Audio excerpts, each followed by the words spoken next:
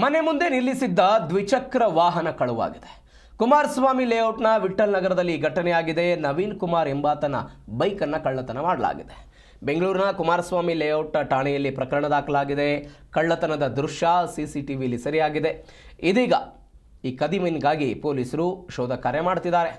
ನವೀನ್ಗೆ ಅವರ ತಾಯಿ 15 ವರ್ಷಗಳ ಹಿಂದೆ ಕೊಡಿಸಿದಂಥ ಬೈಕ್ ಅಂತಿದ್ದು, ಹೊಂಡಾ ಡಿಯೋ ಗಾಡಿಯನ್ನು ಕೊಡಿಸಿದ್ರು ಅವರ ತಾಯಿ. ಅವರು ಕೆಲವು ತಿಂಗಳ ಹಿಂದೆ ಮೃತಪಟ್ಟಿದ್ದರು. ಅವರ ನೆನಪಿಗಾಗಿ ಆ ಗಾಡಿಯನ್ನು ಮಾಡಿಫೈ ಮಾಡಿಸಿ ನವೀನ್ ಕುಮಾರ್ ಎನ್ನುವಂಥ ಯುವಕ ಇದನ್ನು ಇಟ್ಕೊಂಡಿದ್ದರು. ಮನೆಯ ಮುಂದೆ ನಿಲ್ಲಿಸಿದ್ರು. ಈ ವಾಹನವನ್ನೇ ಇದೀಗ ಕಳ್ಳತನ ಮಾಡ್ಕೊಂಡು ಹೋಗಿದ್ದಾರೆ. ಕಳ್ಳತನ ಮಾಡಿದ್ದಂತಹ ದೃಶ್ಯ CCTVಯಲ್ಲಿ ಸರಿಯಾಗಿದೆ. ಪ್ರಕರಣ ಕೂಡ ದಾಖಲಾಗಿದೆ. ತಾಯಿಯ ನೆನಪು, ಕಳುವಾಗಿರುವ ವಾಹನವನ್ನು ಪತ್ತೆ ಮಾಡಿಕೊಡಿ ಅಂತ. ನನಗೆ ಅದರ ತಾಯಿಯ ನೆನಪಿದೆ. ಅವರ ತಾಯಿ ಕೊಡಿಸಿದ್ದಾರೆ. ಇತ್ತೀಚೆಗಷ್ಟೇ ಅವರು ಮೃತಪಟ್ಟಿದ್ದಾರೆ. ಆ ಕಾರಣಕ್ಕಾಗಿ ಒಂದು ಮಾಡಿಫೈಯನ್ನು ಮಾಡಿಕೊಂಡು ಆ ವಾಹನವನ್ನು ಅವರು ಮನೆಯ ಮುಂದೆ ಇಟ್ಕೊಂಡಿದ್ದರು.